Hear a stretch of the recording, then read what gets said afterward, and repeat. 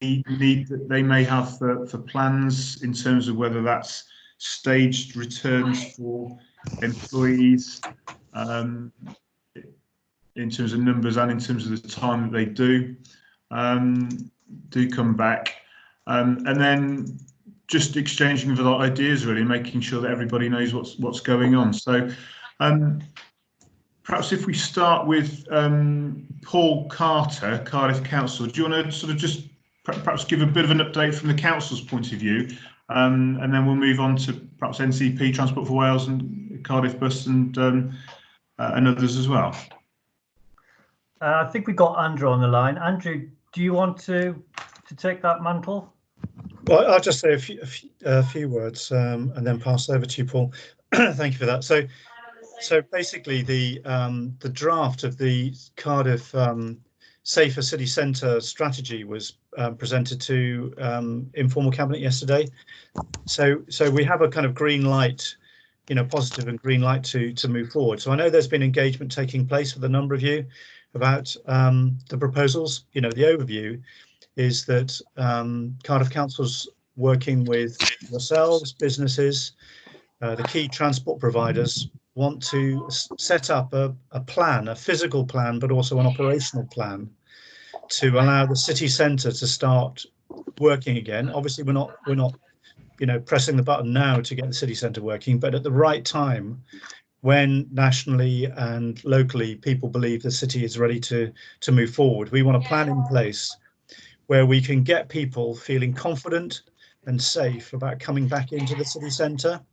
So it'll be a physical plan in terms of mapping out all of the locations in the city centre about movement patterns. So we've been working with Arup, all the expertise in Paul and Jason's team. And, there's been a lot of conversation already with yourselves and with the key operators in the centre. So we need to get a plan about how it's all going to work movement-wise in a safe way with safe distancing. Because what will happen if we don't get this right, people will come into the centre once, feel it's chaotic and never come again. What we want is for the city centre to be safe and for it to be a location that people feel, as they always do about Cardiff Centre, it's an exciting location to come into, but they feel they can trust what's happening in the city centre. So that's the first thing. So we're mapping out a series of proposals, integrating with public and private sector. Secondly, we're looking at how we can get more spill out space in the city centre. So areas which can't work because the constrained locations internally for, retailing and in terms of restaurants and cafes. So we're looking at areas where we can get spill out space, so you can get tables and chairs, safe distanced, but there's potential of new apps or other operational measures so that you can get connections between local businesses to use those spill out spaces to sell what they want to kind of, for tables and chairs activity, food and beverage and so on. So we're mapping out a plan. It will have an operational plan, which is about linking up all the different sort of private security, stewardship, getting people into the retail locations, waiting, queuing, and the management of the city. And it has to be, we're looking to extend hours, so it's not going to be constrained to just commute times and, getting everyone to eat lunch at a certain point and come into the city centre at 2 hours, 2 chunks of hours in the day. We want it spread out over the whole day and night, so that people, as much as possible, have opportunities of coming in with less density, but they can use the facilities. So that's being mapped out. And what the other, just on top of this, we want the city to be a bit of an event. It's treating the city centre like an attractive destination event, where on top of the security in terms of movement and the partnerships, establishing the relationships and the spill out space, we get people feeling excited. They can come into this new greened city centre. So we're working closely with the parks teams to really, and the other events teams to really try and elevate the city centre into somewhere, a destination. So we're looking in certain locations at sort of, potentially getting some music, getting sort of other sorts of attractors to get people in, but it would all be controlled and managed in a safe set of regulations and, arrangements. So highly regulated, highly managed, but low key. And key to this is going to be getting the linkages with public transport. So we heard over the last few days that actually the train service may have real challenges getting people into the city centre. So, you know, there's all the other arrangements then about parking, about cycle movements, bus, and, you know, get maximising buses as much as we can, etc. So we want a complete package. We've got the green light within the council. We've obviously been working with you. We want to work, and this is going to be a rolling programme of successful improvisations to come up with a plan. And when we get the button is pressed for us to move forward on the city centre, we'll then have a senior operational sort of bit of organisation governance where we can roll this forward and monitor it and adjust, change things which are unsuccessful, things which are good ideas we develop and move on. And so that for the full recovery period, the city centre, and also what we want to do is get the local centres using the same template. Cardiff has a series of successful business destinations around, for the centre, but also around the city as a whole. So that's the plan. And Paul and Jason and colleagues are the experts from the city side in terms of the transport piece. We've also got the economic development piece, which is going to be working extremely closely alongside that. But we, really key, every idea is important for us. And, public transport and getting that working is absolutely critical too. So, Adrian, I hope that makes sense. But so thanks for your engagement thus far, but this is only the beginning of it, really. Yeah, no, thank you, Andrew. Appreciate that. I'm just wondering if, Gareth, you wanted to come in terms of, from Cardiff Bus's point of view, perhaps the challenges, the plans you've got in place, what you want to hear from businesses who are perhaps in on this call as well, what feedback you might want to get that would help you guys. Yeah, okay, so at the moment where we are, we've got a very limited network. We're carrying pretty much critical workers around. We've adapted that as and when we've needed to based on some specific requests. I think where we stand as a company, but as a sector in terms of buses generally at the moment, there's dialogue with Welsh Government around social distancing and what they're asking the industry to deliver in terms of social distancing, but also some other operational matters. So I think we're waiting for that at the moment. So that'll give us an opportunity then to work out how we can take that guidance, work within that framework to sort of move and build back out of where we are at the moment. I mean, I think one of the challenges for us will be managing capacity, much as the rail network will be the same position. If we're down to carrying X% capacity to ensure social distancing can be maintained, then how people get to work, when they get to work, staggered start times and things like that would really help from our perspective. And that would be one ask we'd have. I think otherwise, our plan is just to watch what happens, understand any changes in terms of lockdown restrictions, and then react to that almost, because at the moment there's so many variables in terms of how people want to travel, will they want to travel, when they'll want to travel, and where they want to go to. It's quite difficult to preempt.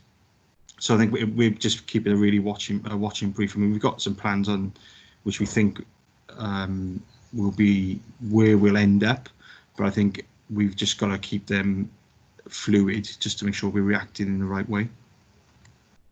Great, thank you. Do you want to very quickly talk about you've linked it with Nextbike? It was announced this week as well. Do you want to sort of let people know how that works? Because that might help in terms of getting commuters and potentially shoppers, other people in as well.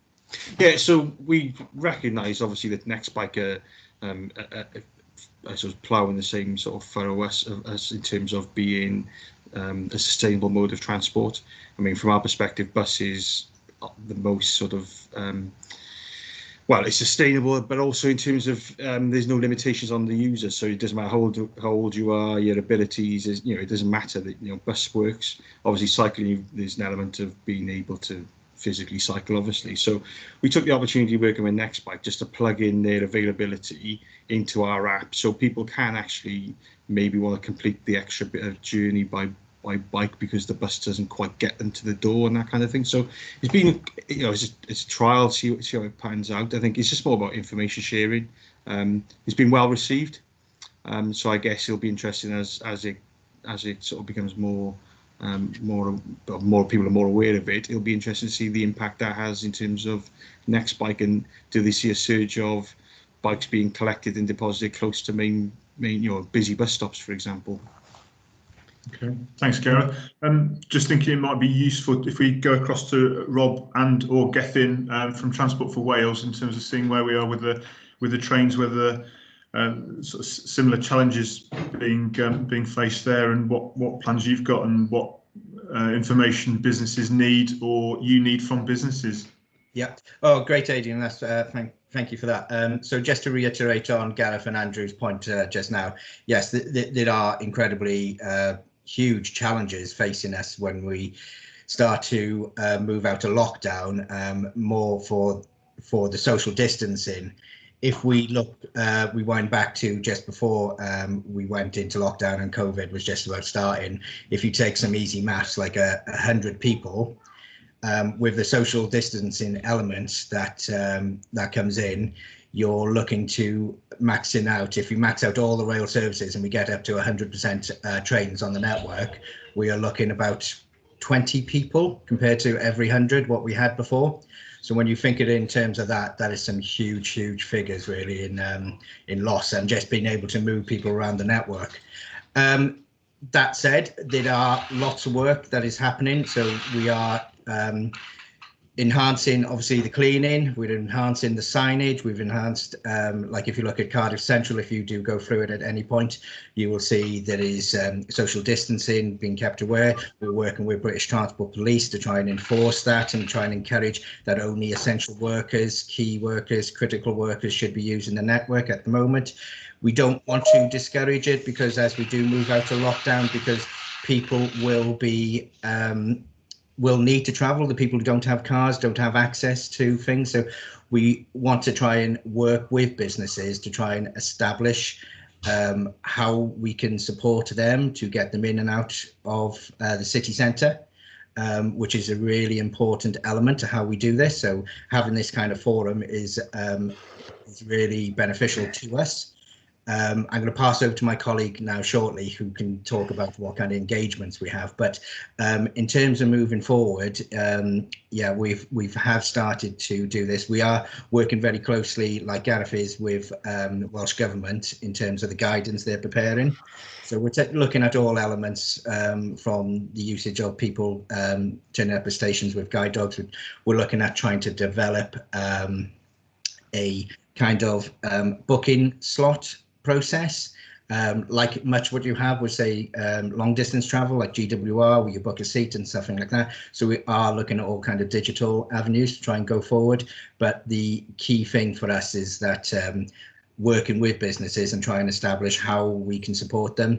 One of the big fears, for wanting a better word, I would say, is that if we do look at like staggering work patterns, what we will try to work with businesses is that we don't move, say, like a peak period between 8 and 9, just move that an hour between 9 and 10. So we get everyone coming in between 9 and 10 rather than 8 to 9. So we're trying to work out as best as we can to try and support as many people as possible.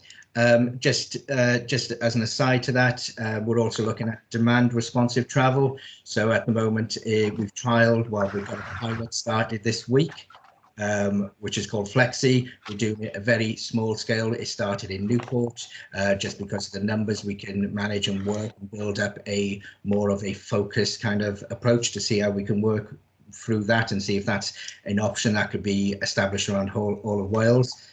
But yeah, I don't want to shy away from it, but yeah, these are huge challenges. And like Andrew's saying, as we do move out of lockdown, when people do look to not just travel just to go to work, to look at the hospitality industry and look at events and stuff like that, then that is going to pose a more of a thinking process that we need to develop. Also, just want to reiterate today, Transport Focus put out a survey that they conducted across the whole of the UK. And there's some really interesting figures in there saying about how many people who will not use public transport just because until they feel safe, how many people want to use face coverings. One of the things that I picked up, there's been a slight decrease in people wanting to more active travel, such as walking and cycling. So there's some really good figures in there that I can share with the group if they wanted to have a look at that. It's really useful. But I'll just pass on to my colleague Geffin now, who has kind of been leading on like our stakeholder engagement and trying to identify kind of the information that we can get from businesses, public services, etc., so that we can work with them to get the best form of public transport for them. Yeah, cheers, Rob. Yeah, a lot of what Rob just said is what we've been working on the last couple of weeks, or more so in the last 2 weeks. I think it is important, like you mentioned, we have been engaging with not necessarily just businesses in Cardiff, but the Institute's directors in Wales, the FSB and the CBI, just to ensure that we're sort of exploring avenues that when people are returning to work, how that works. Like Rob said, what you don't want to do is just shift the problem an hour later or an hour earlier. You'll still have the same issues of people crowding around services. I think with Cardiff especially, I think it's important, if we're going to be opening up the city centre for just to get people in for leisure purposes, that there's no conflict then between those who need to get to work, especially on the trains. You'll still have key workers wanting to get to and from. And if people are coming into the city centre just for leisure purposes or to kickstart the retail side of things in the city, you might have you'll max out your 2 carriage trains, 3 carriage trains. So I think that's something that needs to be thought about. We have been working and still are working on a campaign that we're going to be launching in the next couple of days or weeks around getting the public to think safer and more wiser when they are travelling now in the new norm, as it were. One of those things I think Gareth mentioned earlier with the whole cycling thing, if people can do a short section of their journey by bike or on foot, then we'll try and promote people to do that. But similarly, in the last month, we've held 3 stakeholder forums across 3 regions of Wales in full. And this week we also had an advisory panel meeting on Tuesday. We had representatives from Sustrans and various organisations and bodies who use our services or have a vested interest in our services. And a lot of the same themes are coming out from everybody in a way. It's just ensuring that passenger confidence is restored and that people feel confident that the services they're using have thought through fully how their safety is sort of being taken seriously. So it's the same themes that are occurring across the board, really. I think it'll be good once we come out of whatever lockdown looks like that we definitely will be continuously looking at how things are going, passenger trends, what passengers want, what's working, what isn't. It's sort of uncharted waters in a way. You're going to have a range of feedback and issues that will come up no matter how much you're prepared for. So there's a lot of work going on with our stakeholder engagement, our businesses. This forum, I think, is good to update on those challenges and what we come by and what we find out. Just with Cardiff Central as a station as well, I know for a fact from conversations and stuff, a lot of people, once they are allowed to travel again, will be travelling not necessarily to get to work or to go shopping or anything, but to go and visit their family in North Wales or on the Borders region or in northwest of England. So I think we're going to have to be careful with how we manage 2 types of passengers in a way, those that are commuting or travelling for leisure purposes and those who are travelling a distance afar. And that's where the whole booking a seat beforehand might become mandatory, and maybe having sections of a carriage or certain sections of the railway station that accommodate long distance passengers over short distance from like Heath High Level down to the city centre. So there's a lot of things to explore, but hopefully if there's a means where we can update people over this forum with those things, it'd be great, and to take feedback from others as well, especially Cardiff Bus, how things are going for you, how you find things will happen in the next 2 weeks, how they go. Yeah, Adrian, can I make a comment there? So it's Andrew here. So it's really interesting points from Gethin and Rob and Gareth. If you read between the lines, surely, colleagues, what's being suggested is almost there's not going to be a rail network for Cardiff residents potentially, because it will be maxed. I'm not saying this in a negative way at all. It's just because it will be maxed out by people coming in from the region, which is absolutely right. And as you say, also for key workers.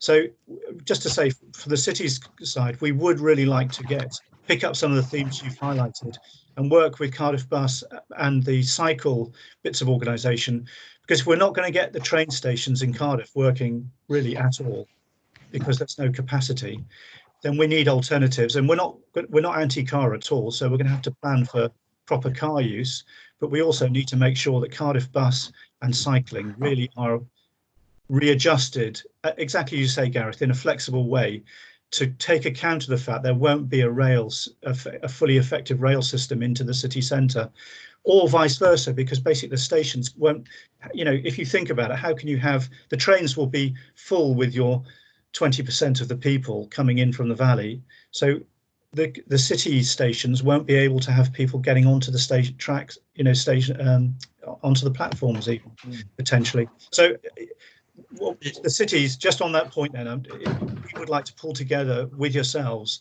the transport operators, to understand how we can make this work. No, definitely, Andrew. It is a very important point, and to be honest and frank with you, yeah, you see it before lockdown, where stations such as, say, Heath High Level or Llandaff are pretty much full to the brim. When we move out of this, then it's going to be a incredible challenge. So that's why we're looking at some sort of, like, maybe a booking system or something like that, how that will be enforced, because people will still turn up into trains and things like that. Yeah, so yeah. These are all huge challenges. So these kind of forums is really, really useful for us to build in this picture, and so we can adapt to when this comes about, basically. Okay, I think it's useful as well to make sure we've got the business's viewpoint as part of that. So maybe we'll take this off, have a sort of take this conversation separately and work out how we do that, whether how regularly and who we involve as well. Just conscious of Hugh's had his hand up and asked a question on the chat. Probably a question for you, Andrew, and then maybe Jason as well, in terms of the survey that's being done. Hugh, do you want to come in and sort of elaborate on on the points that you made? Yeah, sure. Thanks. Explain who you are as well, please, if that's okay. So Hugh Llewellyn from Admiral, Head of Property. We've got 4,500 people in the city centre, travelling in through various routes, and it's really encouraging to hear all of the work that's going on separately over the different areas between the bus, the train, and then obviously the consultation going on with people like CBI and where opinions are coming from, and that's really positive. I was just wondering how we're going to bring all of those solutions together and provide something that can service the city. And I'm predominantly focused on the workers first, but I think I heard a number recently. There's 30,000 workers a day coming into the city. So obviously, as we ramp up and decouple from lockdown, it's going to be very much a test and learn scenario about how people are respecting social distancing and how they're using the buses and the trains, and also the hubs and the links around those. But I'm just interested about how we're going to coordinate a service which satisfies the city beyond car, beyond people walking and cycling, and servicing the public transport in a way which is servicing the people and the businesses in the city through the public transport network, and what sort of services we could expect. I know it's hard to predict, but it does feel as though, in the next few weeks, we're going to start seeing 10 or 15% of workers returning to the offices and to the buildings in the next few weeks. I know that's the sort of number we're planning for. I'm interested to understand that and how we're going to consolidate all of these great views and all this great work into a plan, I guess.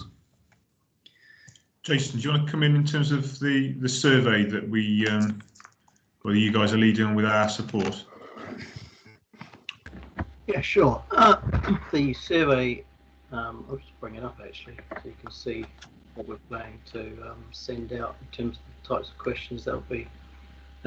Sorry, Jason, do you want to explain who you are and where you're from? Yeah, Jason Dixon, Operational Manager, Cardiff Council, working to Paul Carter and Andrew Gregory.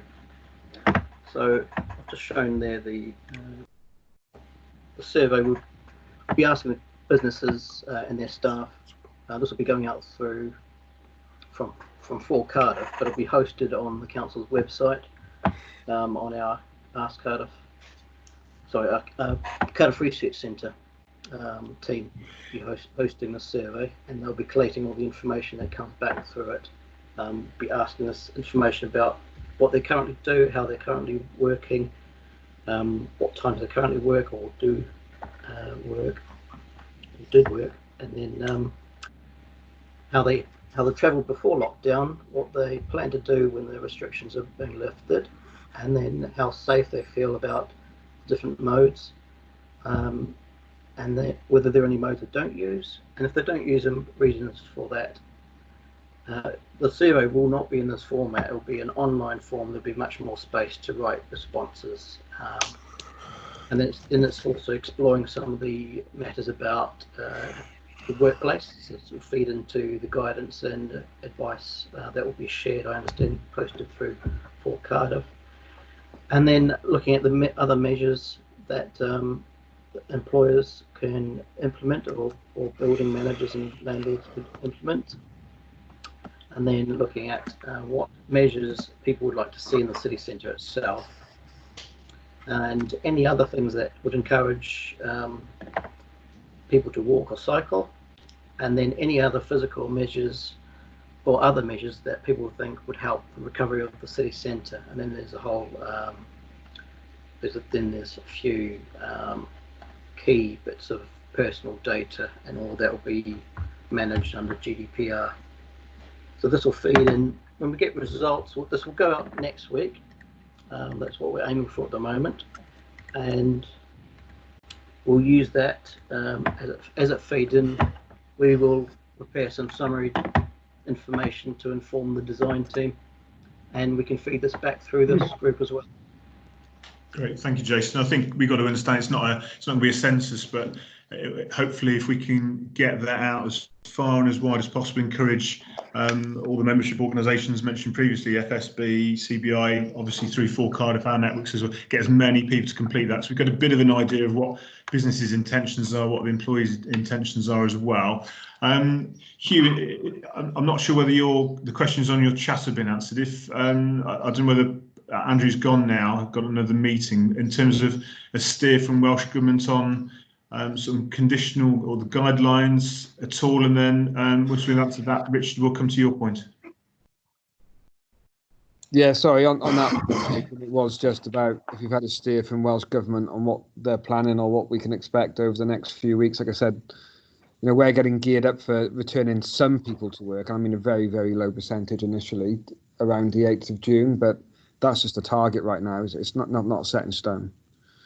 And obviously, as we all are, we're completely governed by Mark Drakeford and the Welsh Government advice around health. So that could shift depending on what news we get from them.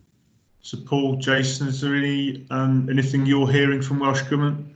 Nothing more from me, but then the Ken Escapes, the First Minister made statements last night in plenary, so they are looking to, as was mentioned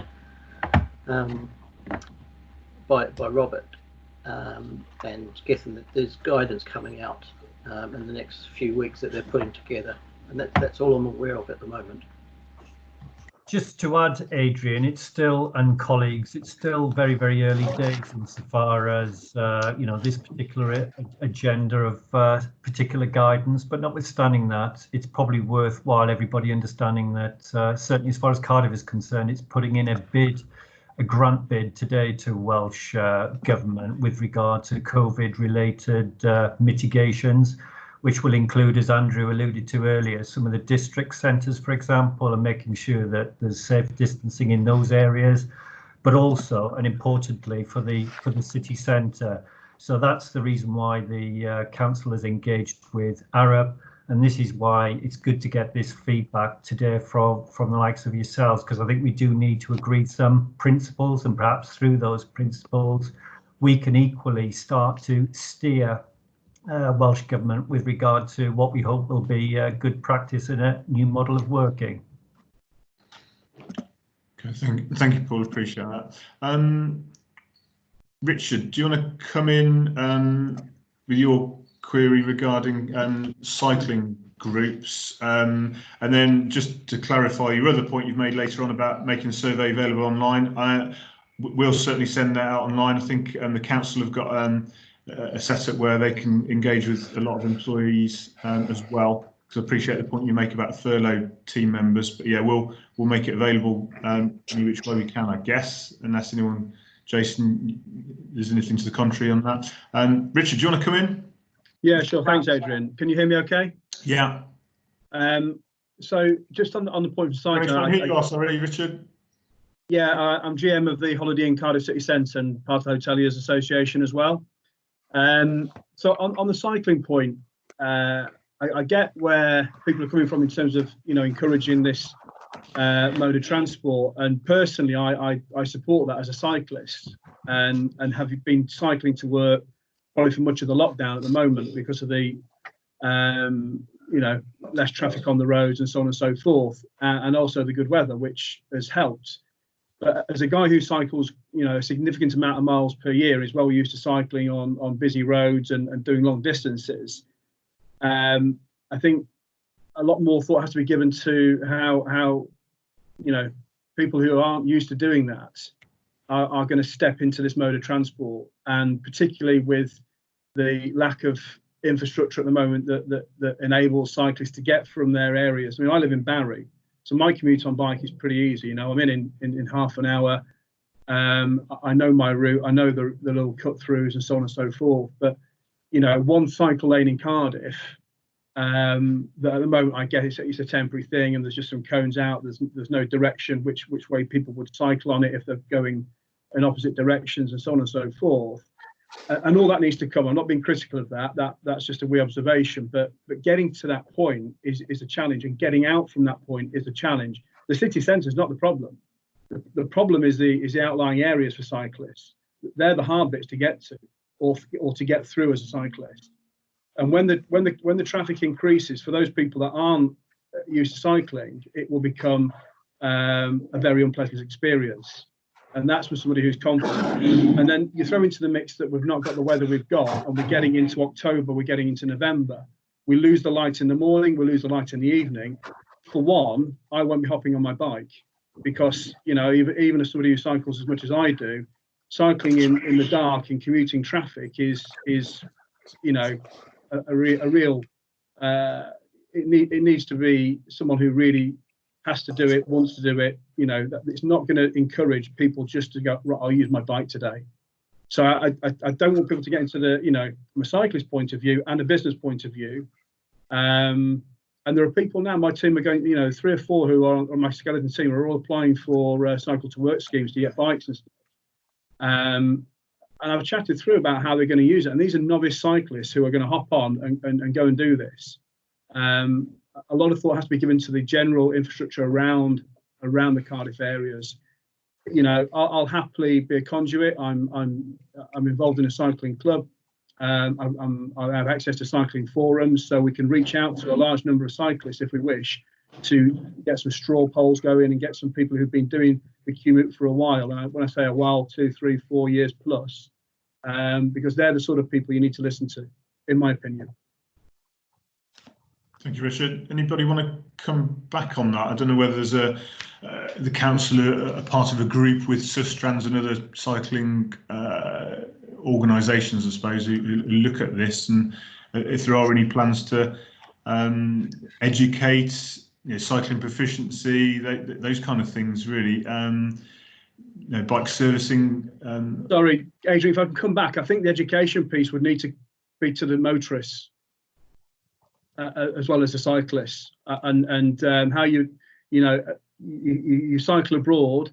There's signs out there telling motorists that it is against the law for them to pass within 1.5 meters or 2 meters. Yeah. You know, that's how it is. You go to Spain, and that's, you know, people obey that because it's cultural. Yeah. We don't have that here, and that's what we need, because otherwise you're going to have as many people filling the field hospitals for cycling incidents as other things as well. Yeah, no, but it's the motorists as well as the cyclists. Yeah, and that's what I mean by infrastructure. Yeah, you know, good point about the weather. I think we've been, you know, that the fact we've had fantastic weather at the moment. We need to look at all these scenarios when it's 6 months down the line, when it's you're right, dark, wet, windy, and you know, people's appetite for that, and people's modes of transport will change according to the season as well. I don't know whether anyone from the council wants to come back on Richard's points at all.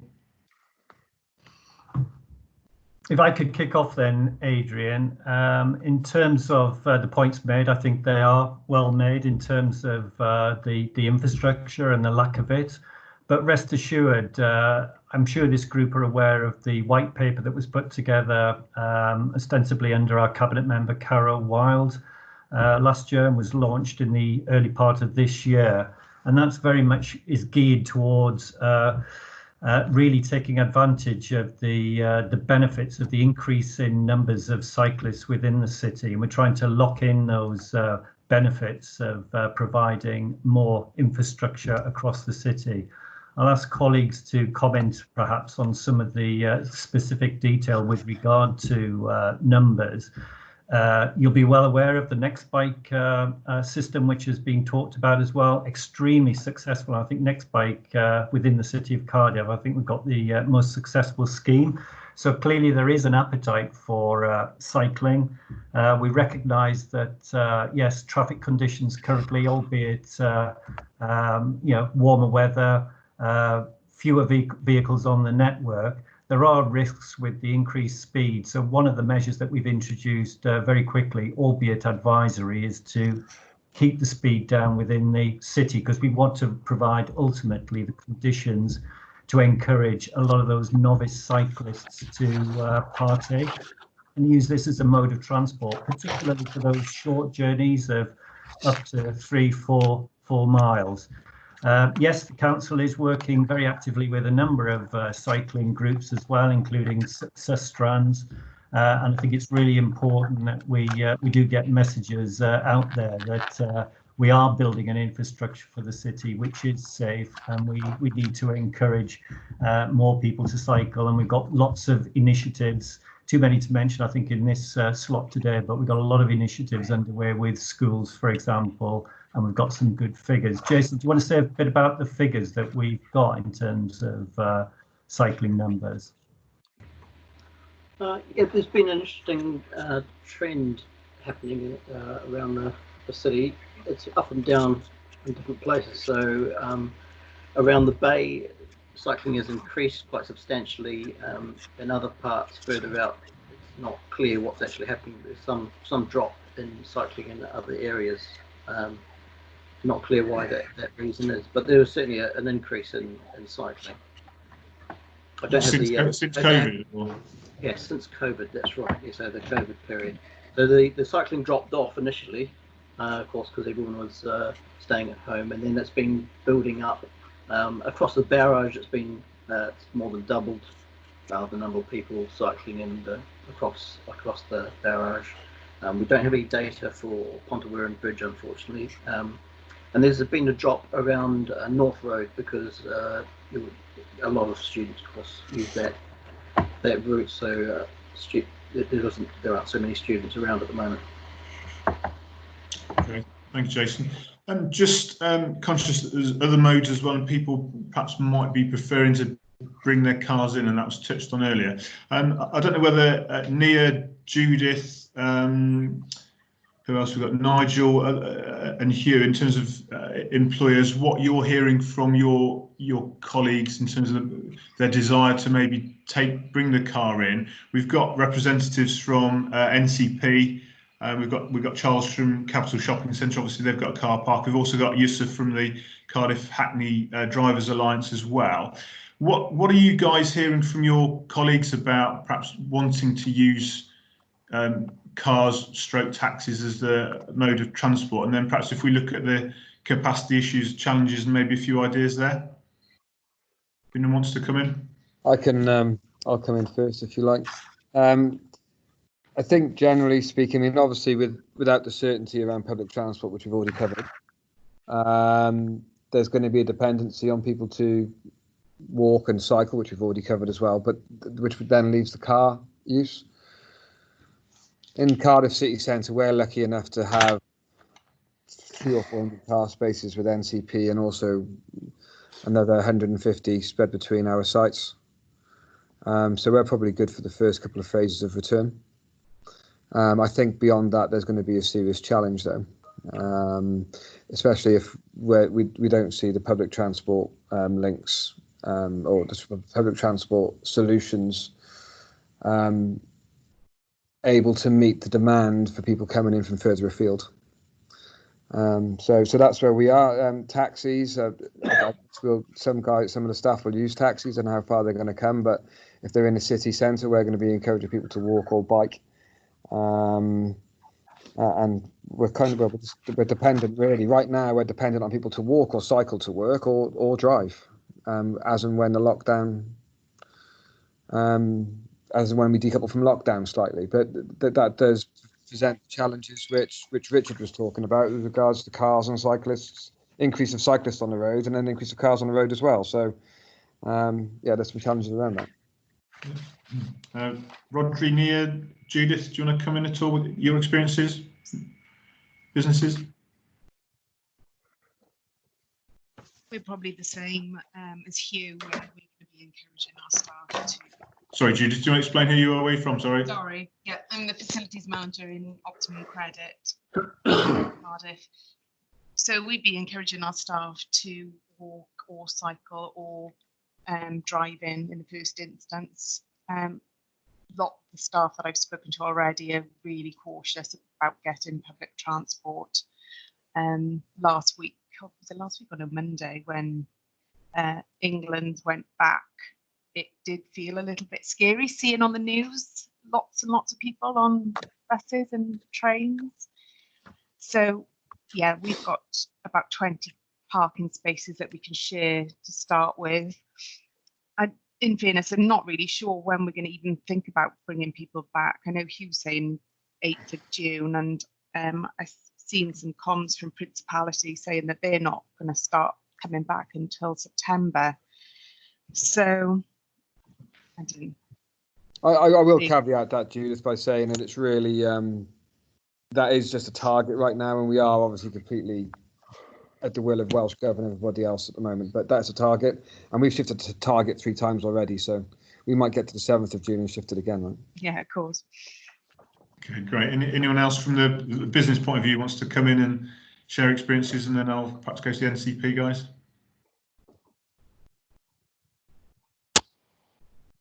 Hi, Adrian. Yeah, Nigel Williams from National Museum. We've had staff coming in now throughout this period because we have essential staff to look after the collective. But I've started to reintroduce cleaning staff in preparation for planning for the future, and some of them are starting to walk long distances. Some has walked from the other end of the day.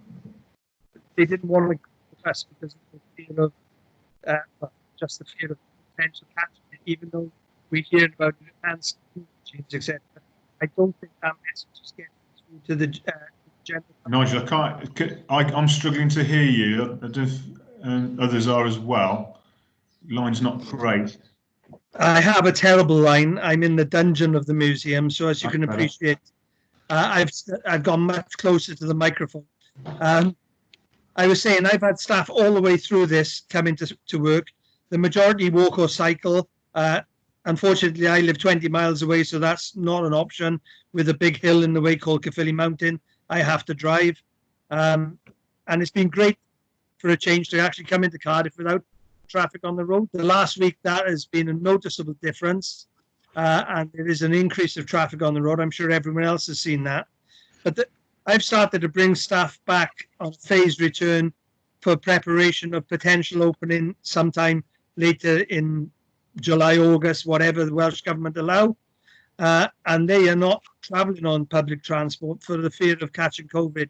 And like I said, I don't think the enhanced message of cleaning is actually getting out there. Okay, Gethin, you got your hand up. Do you want to respond to Nigel at all, or is it more general point?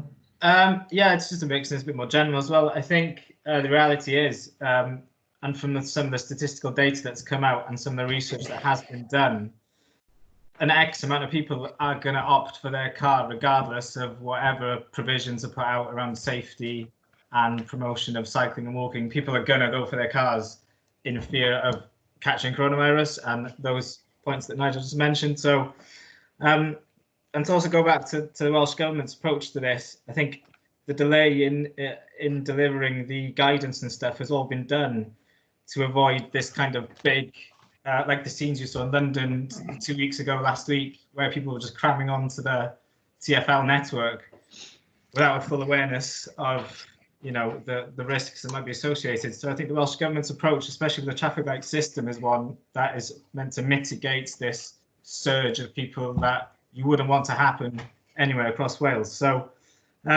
yeah, just to go back to statistics for the car and stuff, I think we expect that certain people who have been commuting by rail for a few years before now will opt for their cars. I think it's about 20%, something like that, I think I've heard. So yeah, I wouldn't be surprised if you do see an increase in the roads in and out of the city centres.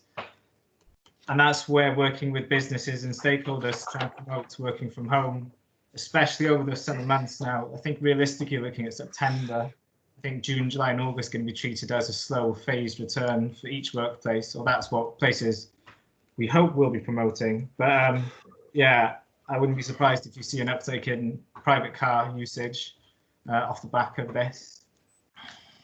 Okay, thanks, Gethin. Richard, you had your real hand up. Do you want to? Yeah, sorry. To Gethin's point, I absolutely agree. Just on that then, so we see that summer period have a bit of a phased return. I agree with how that would be. You get then into the autumn, back to my earlier point, the weather, the loss of light, and we've, you know, people will be hopping back in the cars. It's a fact, absolute fact. And then we look at the cycle lane that's put on Castle Street at the moment. I'm actually, you know, I'm literally looking at it at the moment. So I take it back to Cathedral Road Junction, and what do we do when the traffic increases, and possibly more so because of the points made of people not wishing to can't use public transport.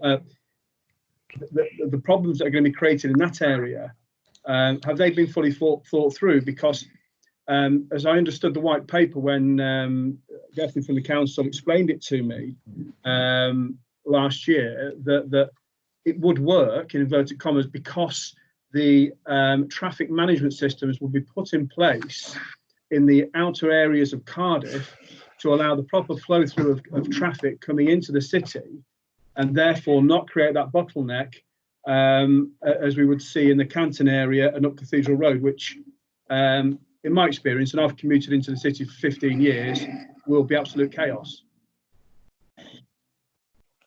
Gethin, you had your hand up. Do you want a very quick response? Then we'll perhaps get the views on in terms of capacity of the car parking after that. Yeah, my hand was up in an error because I forgot to switch it off. But okay. to add to that is, I think there's fundamentally something that is out of all our control in the sense that you need a cultural shift as well. That if you can't and realise I can walk into town in 25 minutes, whereas up until now they've been driving or catching the bus or something, you might have a cultural shift take place. So I think that will play into this as well, maybe. Okay, great. I'm going to bring in, we've got Charles from Capital Centre Manager.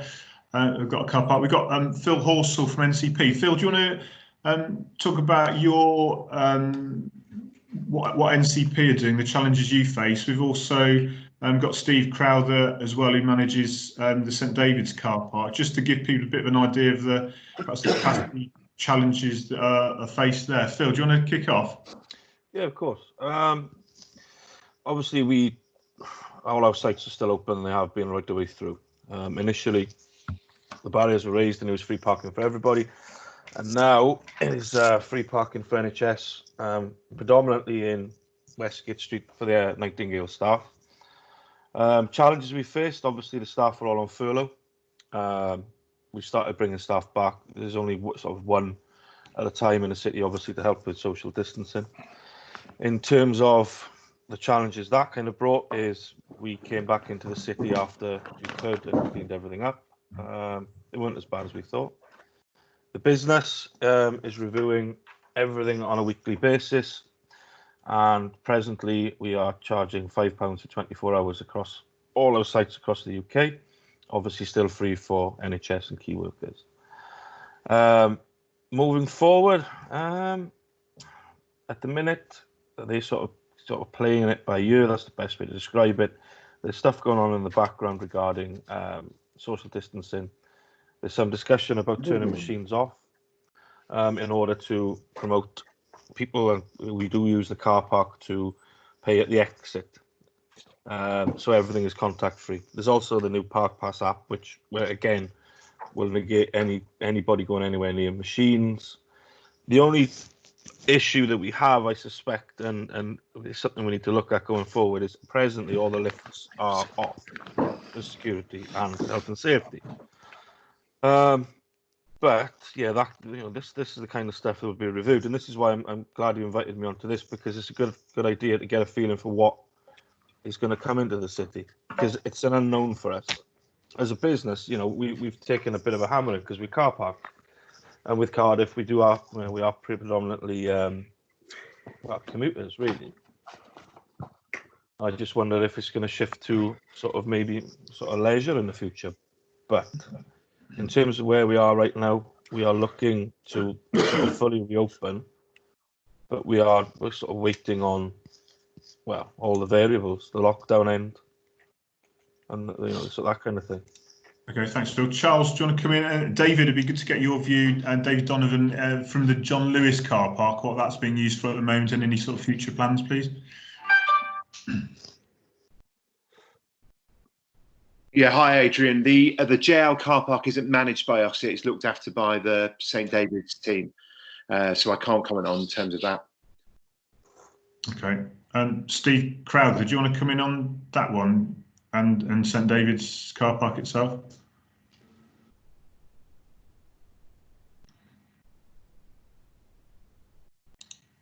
Steve, you there? Can you hear me now? Yep. Okay. Yeah, at the moment we've got John Lewis currently closed. The car park's not open at all. We're just trading through the multi-storey, and what we've got there is reduced capacity. I think some of the challenges for the shopping centre is going to be how you manage the flow through of people. We're looking at how many people we could have in the mall at any one time, and the challenge would be if we opened every level of the car park, we'd just have people queuing for ages trying to get down in lifts or stairs. So I think that's going to be quite a big challenge for us. I think it's probably likely that we'll open levels as and when the demand is there, but the important thing is that we need to make sure everyone stays safe. I think there's another feeling around that when we start opening up from lockdown is that could be quite a bit of queuing waiting to get into the city.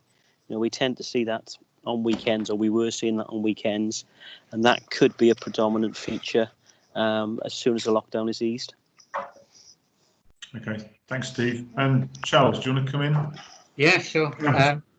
The car park's still closed at the moment. We've got a meeting later on this afternoon to talk about the car parks, to see where we're going with that.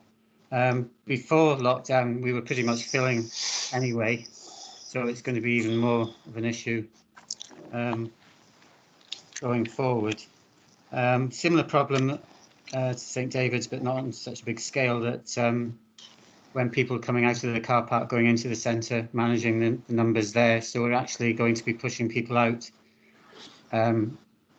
via the nighttime exit, which takes people out onto Station Terrace, so they won't be going into the centre at all, except when they're coming back in again. So just keeping a one-way system through the centre. Okay, thanks, Charles. And then generally, I think a message from us really, if anybody's got any messaging that they want to impart to the businesses and the employees, we're more than happy to pass that on through our marketing channels, as well as to when, if your situation changes, you open, anything like that, let us know. Jason, you got your hand up. Do you want to respond to any? Yes, a couple of things. One is to pick up on what was said about managing the flow of people to the stores. I did notice in Italy that they were also doing a booking system for people to come into their stores, and I've seen some stores that also have click and collect operations. There's just a couple of things to think about there. I'm no specialist in that, so I can't really comment any further. Those are just some observations. But going back to what Richard was saying about traffic coming into the city centre, it is certainly part of our strategy to manage the flow of traffic into our city centre, and we will be doing that through looking at what we can do with the traffic signals and providing alternative routes, park and ride further out into the city. It's a longer term strategy, there's limits to what we can do at the moment. We're exploring that with the Department of Transport and with the Welsh Government on the limitations of what we can do in terms of changing the traffic signals. Operationally, we can make queues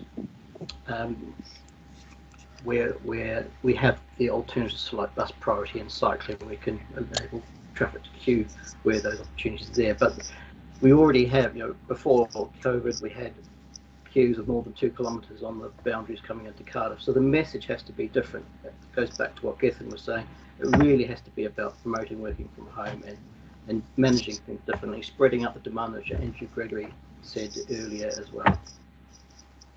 Thank you, Jason. I'm keen on looking at the ideas, and I don't know whether these have been explored or whether businesses think these would work. But we're going to have offices that are going to be closed or not at full capacity that have potentially got a few parking spaces themselves.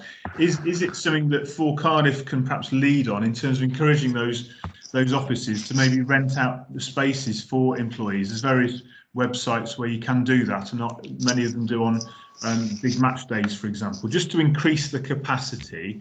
The other option being whether the university have got decent car parking capability to the north of the city centre core.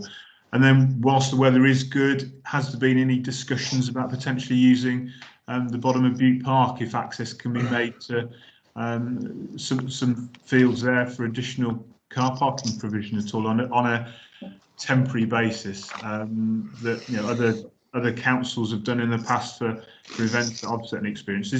Are the sort of imaginative ideas there that are worth exploring? And maybe because of the council's green agenda, it's harder for them to promote increasing car parking capacity in a way that maybe For Cardiff and others could do.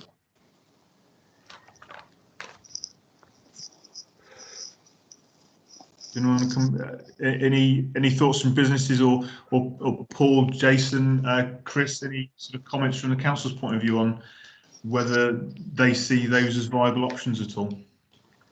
I think nothing is discounted. Yes, there are policy reasons why perhaps we don't want to necessarily increase car parking, because that will just exacerbate queues potentially in terms of the normal scenario.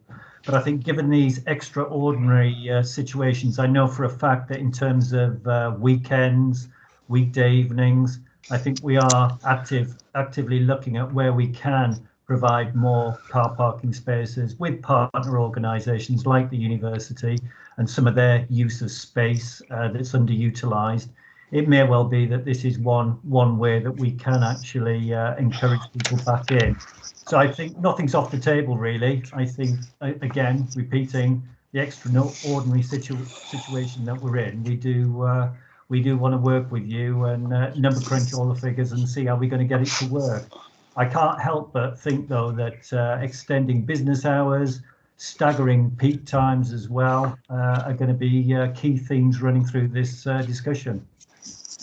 Okay, thanks, Paul. So I think maybe an action there is for people, if they have got ideas that might come from employees or suggestions, to perhaps let myself or For Cardiff colleagues, or perhaps via yourself, Paul, or your colleagues, any ideas that people have got. Gethin, you got your hand up. Do you want to quickly come in, and then we'll go to Yusuf in terms of where we are with the taxis and the challenges that you guys are facing within the Hackney drivers situation. Gethin. Yeah, just quickly, just a quick one. Just in terms of just thinking about the city centre, and this might fall into the taxis bit as well.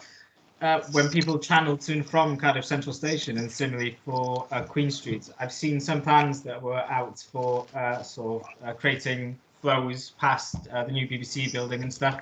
Just wondering if there's anything additional on that anybody might know about that we could factor into our plans, just to make sure people are getting to and from the stations in a way that's safe. That might not necessarily be our responsibility, but they walk out of the station towards Berry Street and stuff, and toward the taxi rank that's on the right-hand side.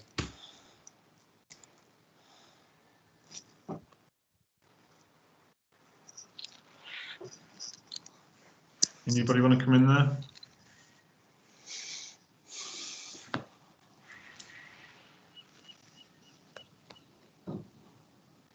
Sorry, Adrian, I didn't catch all of that. Sorry, yeah. It was just about if there's any plans for the flow of foot traffic heading towards Cardiff Central Station, past the new BBC building, past Wood Street. If there's anything that's been done or any plans just to make sure that people are walking in, if there's a one-way system in place, or if the Cardiff Council have anything in place similarly for Queen Street as well, as people are coming in and out. So are people turning to the right when they leave the station and they have to go right, as opposed to being able to go whichever they want? I just wonder if there's any plans in place that have been drawn up yet around that. Okay, the plans that Andrew alluded to at the beginning of the meeting, I think there's considerable work underway at the moment with Arup, looking precisely at those circulationary movements, particularly with safety in mind. Chris Hansen, I think, was on the line. Do you want to say a few more things, or colleagues from Arup, and a little bit more detail, because this is a key point? Yeah, it is a key point, and it's Chris Hansen speaking from the council. Sorry. One of our main issues is to deter or understand how the stations are anticipating that they operate with their passengers getting in and out of the station. In Central Square, potentially, are you sending people out of the south and into the north, or the other way around, or what? And obviously Queen Street is potentially more problematic.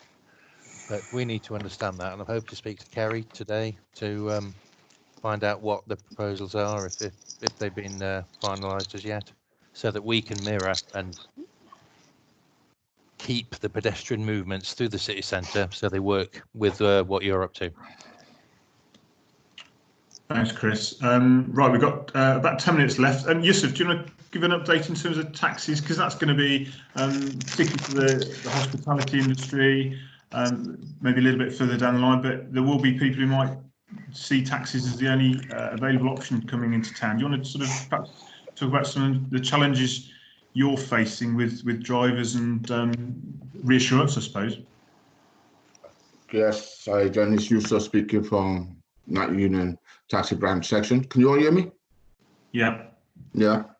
I'd just like to touch on the Welsh Government guideline for taxis and advice I've been given at the moment. They got 8 points. Out of the 8 points, I've highlighted 1, 2, 3, 4, 5 of them. I speak about the 05. Should I continue to work? Now, with the drivers concerned about continue to work, they don't feel safe going into work at the moment because they're in a combined environment. So social distancing is totally impossible at the moment in the taxi trade.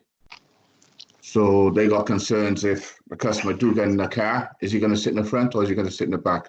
The advisory is to sit in the back, but it's not an actual must. They have to sit in the back. They can still sit in the front seat, which drivers are scared of this. So then you've got concerns about the customer do get in the back of the car.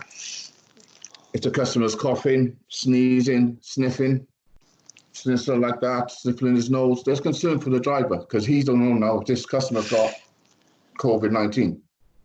Or is it just a normal cough, or could it be hay fever? So, as you know at the moment, if you see like you go to a Asda, you go to on a bus, they got safety screens in taxis at the moment. I mean, not the taxis, in shops, on the buses. At the moment, taxis are not allowed to have safety screens in the car, in the saloon car. So until we sort of try and address certain issues on the point of the taxi trade advice, I can't see many taxi drivers going back to work because they got too many concerns and worries for themselves. Some of them got asthma, some of them got diabetes, and as you know, the stats on basically the amount of the BAME community dying due to COVID-19, which touched a lot of drivers because we got 90% of the trade from the BAME community. So when they see these stats, they're like, is it safe for me to go to work? So at the moment, we are advising drivers not to go to work till the guideline for the taxi drivers is more safer for the driver and for the public, because we don't even know if the driver's got COVID-19. If he could be coughing in the taxi. Is that fair on the customer? So where I'm at the moment, I'm not even sure the public feels safe getting in a taxi because like kind of closed environment. So there's a lot of questions for the Welsh Government and Cardiff City Council because the guideline is not clear, it's not safe, and a lot of law needs to be addressed before we could go and start working properly. So at the moment, I'm not sure you will see many taxis going back to work. Yusuf, thank you for the update. As we draw to a close, I don't know whether any of the end users of the businesses want to make any general comments. We've got Nia, Spencer, Rodri, Nigel, David, John Lewis at all, whether you want to sort of have a say or raise any questions to any of the sort of transport experts here. I think, Adrian, it would just be great to understand what we can do to help the transport operators in terms of understanding if they need it, where our teams are coming from, or anything like that, because we'll be able to get that data reasonably quickly. Sometimes I'm anxious because half of my 430 people rely on public transport. And as much as we've talked a lot here about, making it very safe, that's really important, and getting people into the city. We also need people to come into the city to spend their cash when we open.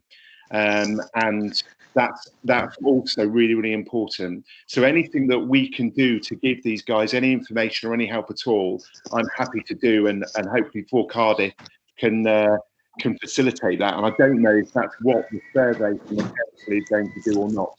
But yeah, they would be my thoughts. But it's been really good to hear all of the information from all the guys. So I'm very, very grateful for that. Thank you. Thanks, David. In terms of John Lewis, have you, in terms of hours that you operate, for example, is that something you've been looking at, or have you had a steer from St David's and that you have to operate between these times at all? Is that an option? I think what we're going to do is because we will open the English shops ahead of the Cardiff store opening, we'll take learns from those guys around what the optimum trading hours, what the customer demands look like, all of those things. But no steer necessarily from St David's, although I know they'll be very supportive in whatever we want to do in terms of trading. But the paramount for us is doing it safely, and therefore we're not going to race to open our doors until we're able to do that safely for the partners and safety from the perspective. Great, thank you, David. I need to have a separate chat with you about using John Lewis as a case study for staff bike storage as well, because that's something we're quite keen on seeing whether we can encourage other businesses to do that and increase the capacity for people who do come in by bike, being able to park safely, perhaps within premises rather than relying on the public highway. Anybody else from the business community want to come in and have a say at all?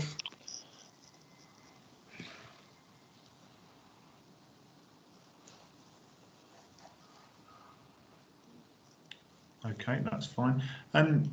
Gents from Transport for Wales, NCP, Cardiff Bus, we've got in that group here as well. Sam, I don't know if there's anything you wanted to add in terms of sort of final comments, really, or observations that you've made as a result of what's been discussed today.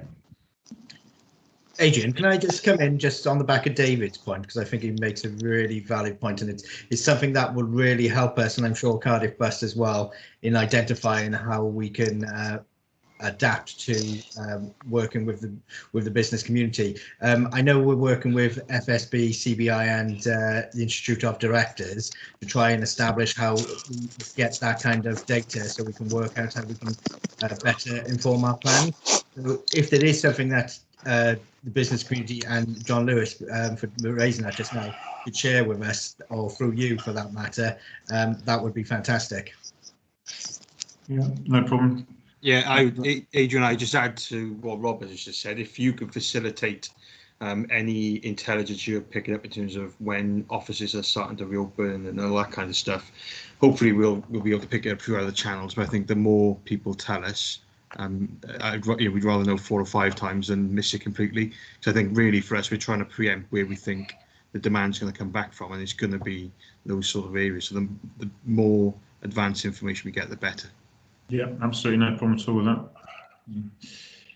Any more before we wrap up? One of the things I'm quite keen on seeing is whether from your point of view, Paul and colleagues at the council, whether you see this as a useful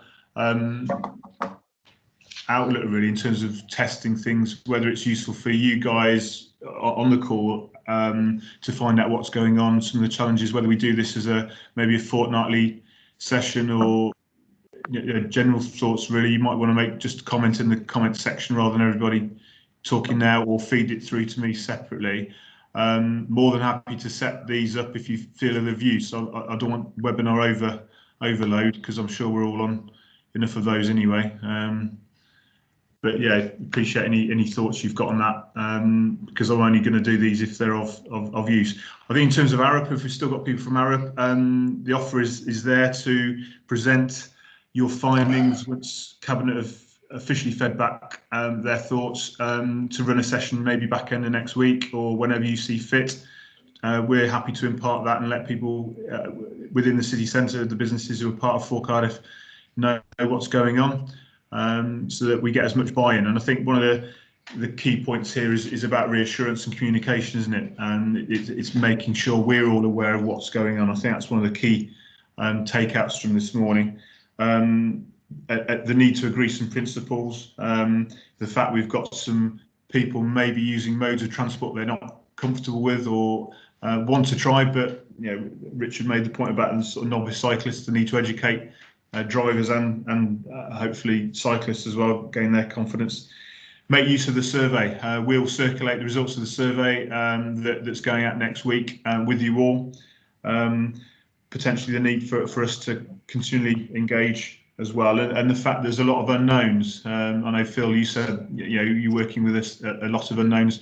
That goes across the board. You're not alone, and I think there's a need to be quite agile, really, in terms of the plans and the communications, and that's been acknowledged, I think, with Arup and the council as well. So, we'll wrap it up there. I did say we'd finish at 11:15. If you've got any comments anyone wants to make or pass on to others, we're happy to be that conduit, really. I'll reiterate the point: if you've got any risk assessments, templates, checklists that you want to let us have, and we can share those with other partners as well to save everybody having to reinvent the wheel, please do so. Charles was kind enough to send his plans through last week. I know, Judith, you had a few plans that you were happy to share. So we're happy to be that point, really, where people can find out what others are doing, just pick up a few ideas off each other as well. So thank you very much for your time this morning. Really appreciate it, particularly those who've from the transport providers, and we'll see you soon. Thanks a lot. Thanks, guys. Cheers, Adrian. Thanks, Cheers. Adrian. Thanks. Bye. Really cool. No, microphone Paul. How do I get out of here?